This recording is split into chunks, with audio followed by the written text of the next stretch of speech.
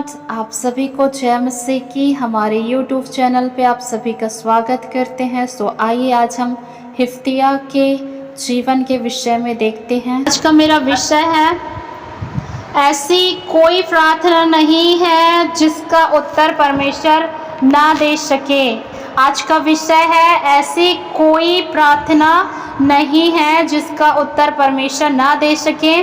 और हम जो है कि यशायाह की पुस्तक 38 का 1 से लेके 5 तक पढ़ेंगे। जी, पढ़ने में कोई भी भाई बहन अगुवाई करें। देखो, हम यहाँ पर पढ़ते हैं हिजकिय्याह के विषय में, जो एक क्या है, राजा है। हिजकिय्याह राजा जब बीमार पड़ गया था, है ना, जब बीमार पड़ जाता है तो वह परमेश्वर जो है यशायाह नबी के द्वारा कहला भेजता है कि जा हिजकिय्याह से कहना कि वो क्या कर देगा, मर ही जाएगा। तब जो है यशायाह उन्हें आज्ञा देता है कि तू अपने परिवार से बातचीत करनी है तो कर ले, है ना, क्योंकि तू मरने पर है और तू मर ही जाएगा।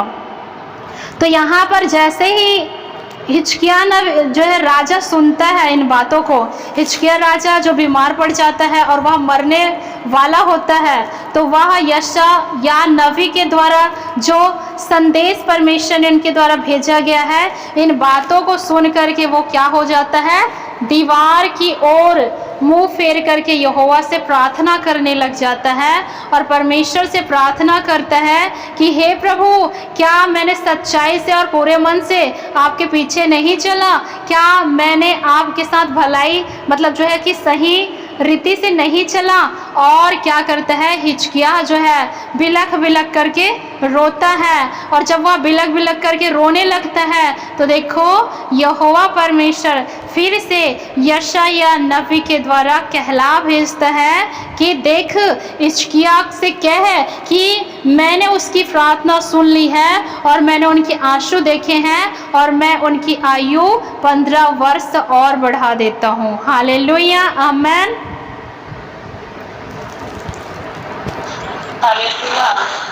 जब यहाँ पर उन दिनों में हिजकिय्याह जब रोगी हो गया था, जब वो मरने वाला था, तो नबी ने, यशायाह नबी उनके पास जा करके यहोवा के कहे अनुसार से उनसे कहने लगा, अपने घराने के विषय में जो आज्ञा देनी हो वह दे दे, क्योंकि तू अब नहीं बचेगा परंतु मर ही जाएगा। यहाँ पर एक चीज़ हम और देखेंगे प्रियो, कि जो व्यक्ति को अगर पता चल जाए कि अब तुम्हारा रिपोर्ट ऐसा है, अब तुझे मरना ही पड़ेगा, डॉक्टरों ने जवाब दे दिया और कहता है कि जाओ इसे खिलाओ पिलाओ, जो भी करना है उनको खुश रखो, तो एक व्यक्ति क्या करता है कि आज तो मुझे, कल तो मरना ही है, तो चलो मैं अच्छे से खाना पीना खाऊं, अपने परिवार, अपने हर एक लोगों से मिलूं, हर चीज़ करूं, है ना। संसार के लोग इस प्रकार से विचार करते हैं, क्योंकि कल मर ही जाना है, रिपोर्ट ऐसे कह रहे हैं, प्रॉब्लम्स ऐसे कह रही हैं, तो वहाँ पर एक व्यक्ति क्या हो जाता है, उसी चीज़ में व्यस्त हो जाता है। यहाँ पर एक ध्यान रखने वाली बात है कि यशायाह के द्वारा कहा गया कि अपने घराने के विषय में जो आज्ञा देनी हो वह दे, क्योंकि तू ना बचेगा, मर ही जाएगा। क्योंकि हिजकिय्याह कौन था, एक राजा था। हो सकता है वो विचार कर सकता था कि मैं एक राजा हूँ, मुझे राज्य पाठ के विषय में, मुझे प्रॉपर्टी के विषय में, मुझे राजमहल के विषय में, मुझे अनेक प्रकार की जो चीज़ें हैं उनके विषय में लोगों को मैं रिस्पॉन्सिबिलिटी दे दूं, मैं जवाबदारी दे दूं, है ना। वो ऐसा कह सकता था, वो जिम्मेदारी दे सकता था, वो डिसीजन ले सकता था। लेकिन लिखा है कि तब हिजकिय्याह ने भीत की ओर अर्थात दीवार की ओर मुंह फेर करके प्रार्थना करने लगा और प्रार्थना यहोवा से कहने लगा कि हे यहोवा, मैं विनती करता हूँ, स्मरण कर कि मैंने सच्चाई और खरे मन से अपने मन को तेरे सम्मुख चलता आया हूँ, जो तेरी दृष्टि में ठीक था मैंने वैसा ही किया। और हिजकिय्याह क्या करा, बिलख बिलख करके रोने लगा। अर्थात ऐसी कोई प्रार्थना नहीं है जिसे परमेश्वर उत्तर ना दे सके। जैसे ही हिजकिय्याह ने परमेश्वर के सामने बिलख बिलख कर रोने लगा, उसने फिर से यशायाह को कहला भेजा कि जा, मैंने उसे क्या कर दिया है, मैंने उनकी प्रार्थना सुन ली है, मैंने उनको जो है कि उनकी आयु को बढ़ा दिया, मैंने उनकी आंसुओं को देख लिया है और मैंने उसे 15 वर्ष और आयु देता हूँ और मैं उसे 15 साल का और उम्र देता हूँ। उस प्रकार से परमेश्वर ने उन्हें कहा कि जा मैं तेरी आयु को और बढ़ा देता हूँ। मतलब यहाँ पर सीखने वाली बात है कि हिजकिय्याह को जब पता चल गया कि वो मरने वाला था तो वो क्या नहीं किया, संसार की चीज़ों में इधर उधर में नहीं भागा, परंतु वो परमेश्वर के पास आ गया। मैं इसको आपको थोड़ी सी इस बातों को इसलिए समझा रही हूँ क्योंकि काफ़ी हम समस्याओं से, दुखों से गुजरते हैं, और कभी हमारा जो डॉक्टर हमको बोलते हैं, लोग बोलते हैं, हमारी शरीर की परिस्थिति हमको बोलती है, तो हम क्या करते हैं, उसी विषय को विचार करते हुए, सोचते हुए, दिन रात उसी में रोते और बिलखते हुए अब तो हम नहीं बचेंगे, हमारे बीवी बच्चे का, हमारे माता पिता, हमारे बच्चों का क्या होगा, है ना, हमारे पत्नी पति का क्या होगा। हम ऐसे करते करते एक व्यक्ति क्या हो जाता है, अपनी ब्लेसिंग को, अपनी प्रार्थना की उत्तर को नहीं ग्रहण कर पाता है ना।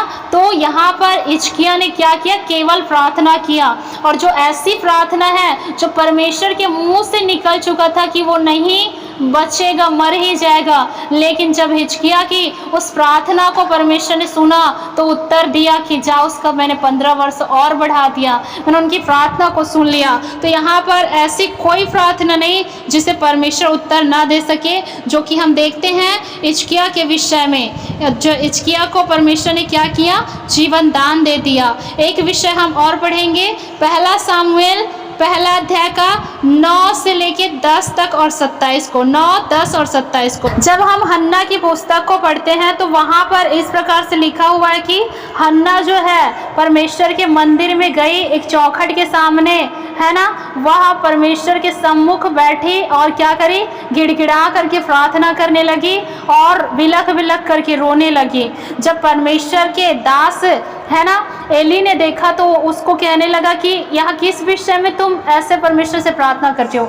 मतलब यहाँ पर एक दुखियारी क्या है, एक दुखी माता है जिसका कोई संतान नहीं, जिसका कोई बच्चा नहीं है, और एलकाना उसका पति है, पनिन्ना उनकी सौतन है। उनकी सौतन के चिढ़ाने के कारण से जो है हन्ना क्या है, बहुत दुखी है, बहुत वह मन में विचलित है और बहुत ही वो क्या है, परेशान है। और इस दशा में आकर के वो क्या करती है, परमेश्वर के चौखट में, परमेश्वर के भवन में आके वो प्रार्थना करती है, और प्रार्थना करती है तो 27 पद पे हम जब पढ़ेंगे तो वहाँ पर वह गवाही दे रही है। हन्ना कहती है कि हे प्रभु, यहाँ मेरा बेटा सामुएल वही बच्चा है जिसके लिए मैंने तुमसे प्रार्थना किया था और तूने उसको दिया, तो मैं तुझे तेरे भवन में छोड़ने आई हूँ। परमेश्वर को ये बातें वो स्मरण दिला रही थी। मतलब जो है कि हन्ना जो है एक दुखी माँ थी और उसने परमेश्वर से प्रार्थना किया संतान के विषय में, तो परमेश्वर ने उनको उत्तर दिया, उनको सामुएल को दिया जो कि बहुत बड़े भविष्यवक्ता बना यहाँ पर पुराने नियम में, ठीक है, ओल्ड टेस्टामेंट में। तो यहाँ पर जो सामुएल को परमेश्वर ने हन्ना को दिया, ठीक है। तीसरी चीज़ हम यहाँ पर देखेंगे, ध्यान से बस सुनिएगा, जो है मत्ती 8 का 1 और 2 पद पे पढ़ते हैं तो वहाँ एक कोढ़ी के विषय में लिखा हुआ है कि एक कोढ़ से भरा हुआ व्यक्ति आता है और यीशु मसीह के पास आ करके वे जो है कहता है कि हे प्रभु, यदि तू चाहे तो मुझे शुद्ध कर दे। और यीशु अपना हाथ बढ़ा करके कहता है कि मैं चाहता हूँ कि तू शुद्ध हो जा। हालेलुया। यहाँ पर कहता है कि हाँ, मैं चाहता हूँ कि तू शुद्ध हो जा। और यीशु मसीह ने जैसे उस कोढ़ी व्यक्ति ने प्रभु से प्रार्थना किया, प्रभु से विनती किया कि हे प्रभु, मुझे तू चाहता है तो शुद्ध कर दे, मेरी प्रार्थना को सुन ले, है ना, मुझे जो है कि इस कोढ़ की बीमारी से आज़ाद कर दे। तो यीशु मसीह ने एक पल भर भी नहीं सोचा कि यह दो जो है कुष्ठ रोग से ग्रसित है, उसने एक पल भी नहीं सोचा कि कोढ़ी व्यक्ति है, परंतु यीशु ने अपना हाथ बढ़ा करके उन्हें छुआ और कहा कि मैं चाहता हूँ कि तू चंगा हो जा। और उसी घड़ी कोढ़ी व्यक्ति क्या हो गया, चंगा हो गया, ठीक है। मरकुश का पुस्तक हम 10 का 46 और 52 को पढ़ते हैं तो यहाँ पर अंधा भिखारी बरतिमाई के विषय में लिखा हुआ है। बरतिमाई जो है तिमाई की उसका पुत्र है, वह जो है एक भिखारी है, वो जो है कि सड़क के किनारे क्या करता है, भीख मांगता है। और जब यीशु मसीह को उस मार्ग से जाते हुए देखता है तो वहाँ परमेश्वर से विनती करता है, प्रभु से प्रार्थना करता है कि हे प्रभु, दाऊद के संतान, मुझ पर तरस खा और क्या कर, मुझे चंगा कर दे। लोग कहता है कि तू प्रभु को क्यों पुकार रहा है ना। लोग डांटते हैं उसे, लेकिन वो एक पल भी नहीं मानता है और भी पुकारने लगता है और भी चिल्ला चिल्ला कर पुकारने लगता है। और जब प्रभु उनकी प्रार्थना को सुन लेता है तो यीशु मसीह ठहर जाता है वहीं पर और वो कहता है कि उसे मेरे पास लेके आओ, मेरे पास बुलाओ। और जैसे अंधा व्यक्ति आता है, यीशु कहता है कि मैं क्या तुम्हारे लिए करूं। वो कहता है कि हे प्रभु, मैं देखना चाहता हूं। और उसी घड़ी उसकी आंखें परमेश्वर खोल देता है, कहता है कि जा, तेरे विश्वास ने चंगा किया, तो देखने लग। और उसी घड़ी वह क्या करने लगता है, देखने लग जाता है। मतलब यहाँ पर जो दुखी लोग हैं, जो परेशान हैं, जो ऐसे परिस्थिति में हैं, वो लगातार क्या कर रहे हैं, प्रभु से प्रार्थना कर रहे हैं। और परमेश्वर इन प्रार्थनाओं का क्या कर रहे हैं, उत्तर दे रहे हैं। इनको चंगाई दे करके प्रभु इनको उत्तर दे रहे हैं। जब हम मत्ती 9 का 18 से 25 तक पढ़ते हैं, 25 तक, तो यहाँ शान था, उसकी बेटी जो 12 वर्ष की थी वह मरने पर थी। और जब वह मरने पर थी तो वह यीशु के पास गया कि हे प्रभु, मेरी बेटी मरने पर है और मैं चाहता हूँ कि तू मेरे घर चल कि उसे चंगा कर दे। और उसी घड़ी जब वो कह ही रहा था, एक व्यक्ति आकर कहता है कि तेरी बेटी तो मर गई है और तू प्रभु को दुख ना दे, क्योंकि तुम्हारी बेटी क्या हो चुकी है, मर चुकी है। यीशु कहता है कि तू मत डर, केवल विश्वास रख, तो वह बच जाएगी।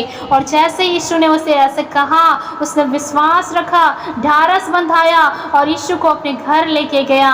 और वह पिता जो दुखी था, परेशान था, जो रो रहा था, उसी घड़ी जब यीशु उसके घर गया, लोग जो हंसी उड़ा रहे थे, लेकिन यीशु ने कहा कि वह लड़की मरी नहीं परंतु सो रही है। जैसे यीशु अपने चेलों के साथ उस घर पे गया, उस व्यक्ति के घर पे गया और यीशु ने शब्द से कहा कि हे लड़की उठ जा। और वह जो लड़की मर गई थी, आमीन हालेलुया, वह उठ बैठी, हालेलुया आमीन। और वह उठ गई और वह जिंदा हो गई। अर्थात यहाँ पर देखते हैं कि ऐसी कोई प्रार्थना नहीं जो प्रभु के सामने हम रखें और प्रभु उसका उत्तर ना दे सके। जो मरा हुआ व्यक्ति है, जो उसकी परमेश्वर के से प्रार्थना करके वो अपनी आशीषों को ले सकता है। आज हम अपने जीवन में विचार करते हैं कि मैंने तो इस बीमारी के लिए 2 से 10 बार प्रार्थना करा, मैंने तो इस प्रॉपर्टी के लिए, इस बिजनेस के लिए, इस जॉब के लिए, इस संतान के लिए, शादी के लिए, विवाह के लिए और भी अदरवाइज किसी भी चीज़ों के लिए मैंने इतनी से इतनी बार प्रार्थना कराई। मैंने खुदा के दास दासी से भी प्रार्थना कराया, मैंने खूब प्रार्थना करी, उपवास किया, लेकिन मेरी प्रार्थना का उत्तर नहीं आ रहा है। एक व्यक्ति क्या करता है, निराश हो जाता है, वो परेशान हो जाता है कि मुझे मेरी प्रार्थना का उत्तर नहीं मिल रहा है, मैं ठीक नहीं हो पा रही हूँ, मैं ठीक नहीं हो पा रहा हूँ, मेरी परिस्थिति ठीक नहीं हो पा रही है। एक व्यक्ति प्रार्थना करना छोड़ देता है मेरे प्रियो। लेकिन मैं कहना चाहूँगी कि आपकी ऐसी कोई प्रार्थना नहीं है जिसका परमेश्वर के पास उत्तर ना हो, जिसे परमेश्वर उत्तर ना दे सके। यहाँ पर जो हिजकिय्याह मरने पर था और वह जब प्रभु से प्रार्थना किया तो प्रभु ने उसे जीवन दान दे दिया, उसकी विनती को सुन लिया। जो दुखी माँ थी हन्ना, जो लोगों के द्वारा सताई हुई थी, वह जब प्रभु के भवन में गई और जब उसने प्रार्थना किया तो परमेश्वर ने उन्हें संतान दे दिया। वही कोढ़ी व्यक्ति जिसके पास कोई जाना भी पसंद नहीं कर रहा होगा, जिसे कोई छूना भी पसंद नहीं कर रहा होगा, वही व्यक्ति जो लोग उसे अपमानित कह रहे होंगे, उसे गांव से अलग रहना पड़ रहा होता होगा, लेकिन वही व्यक्ति जब यीशु के पास आकर कहने लगा कि हे प्रभु, मैं तू चाहता है तो मुझे शुद्ध कर दे, यीशु ने अपना हाथ बढ़ाकर कहा कि मैं चाहता हूँ कि तू शुद्ध हो जा। और उसी घड़ी उसकी कोढ़ जाती रही मेरे प्रियो। वही अंधा व्यक्ति जो ठोकर खा रहा होगा, जो लोगों की बातों को सुन रहा होगा, लोग कहते रहे होंगे कि ये तो अंधा है, बस इसका यहीं पे बैठना हो जाता है, लोगों से भीख मांगना होता है, बस इसका यही काम है। लोग उसे अपमानित कर रहे होंगे, लोग उसे अनेक प्रकार की बातें कर रहे होंगे। वह जो गंदा वस्त्र, गंदे कपड़े को पहन करके बैठा था, कोई उसको सुध बुध नहीं था कि वह कैसे किस स्थिति में रहे। लेकिन जब उसने प्रभु से प्रार्थना किया, वही अंधा व्यक्ति जो भीख मांगा करता था, जब प्रभु ने उसे चंगा कर दिया, उसकी आंखें देखने लगी, तो वह परमेश्वर के यीशु मसीह के पीछे हो लिया। मेरे प्रियो, आज हम अपनी परेशानी को देख करके प्रार्थना करना छोड़ देते हैं कि हमें उत्तर नहीं मिल रहा है। वही परेशान पिता जो अपनी बेटी, जो 12 वर्ष की छोटी लड़की है, वह इतने तकलीफों में से गुजर रहा था, लेकिन जब उसे ये भी पता चल गया कि तेरी बेटी मर चुकी है, लेकिन उसने विश्वास किया प्रभु के बातों पर, और उसकी बेटी जो मर चुकी थी उसने जीवित पाया। मेरे प्रियो, जो पतरस है, मत्ती 14 का 30 और 32 में पढ़ेंगे, तो पतरस यहाँ पानी पर डूब रहा था, और जब वह डूबा तो यीशु से पुकार कर कहने लगा कि हे प्रभु मेरी मदद कर, हे स्वामी मुझे बचा। यीशु ने उसे डांटा, हे अल्पविश्वासी, तूने संदेह क्यों किया? और यीशु ने अपना हाथ बढ़ाकर उन्हें पकड़ लिया, उन्हें जो है कि उठा लिया और नाव पे बिठाया, उसे डूबने से बचा लिया। मेरे प्रियो, जब हम एक प्रार्थना को लेकर के आते हैं, भले हमें प्रार्थना का उत्तर तुरंत नहीं मिलता, लेकिन कुछ समय के बाद, कुछ पल के बाद, कुछ समय, कुछ दिन, कुछ साल, ऐसा कोई भी उत्तर नहीं परमेश्वर के पास जो आपको दे ना सके। ऐसी प्रार्थना का विषय जो आपने कहा प्रभु से, प्रभु आपके लिए ना कर सके, परमेश्वर के पास ऐसा नहीं है। मेरे प्रियो, जब इन लोगों को बाइबल के अंदर प्रभु सुन सकते हैं इनकी प्रार्थना को और इन्हें उत्तर दे सकता है, तो आप और मैं क्या चीज़ है? आज हमारी प्रॉब्लम्स, हमारी परिस्थिति कितनी भी बड़ी क्यों ना हो, परंतु परमेश्वर हमारी प्रार्थना को सुनकर उत्तर देने वाला परमेश्वर है। तो हमने आज विषय को सीखा कि हमारी ऐसी कोई भी प्रार्थना नहीं है जिसका परमेश्वर उत्तर ना दे सके, वरन इसका जो है प्रतिफल ये होता है, इसका परिणाम यह होता है कि जैसे बाइबल के अंदर इन सभी लोगों को प्रभु ने उत्तर दिया, इनकी प्रार्थनाओं को सुन के किसी को जीवन दान दे दिया, किसी को संतान दे दिया, किसी के कोढ़ को ठीक कर दिया, किसी अंधे की आंख को खोल दिया, किसी परेशान पिता की बेटी को जीवित कर दिया, और पतरस को नाव पर से उठा लिया, जो है कि डूबने से बचा लिया।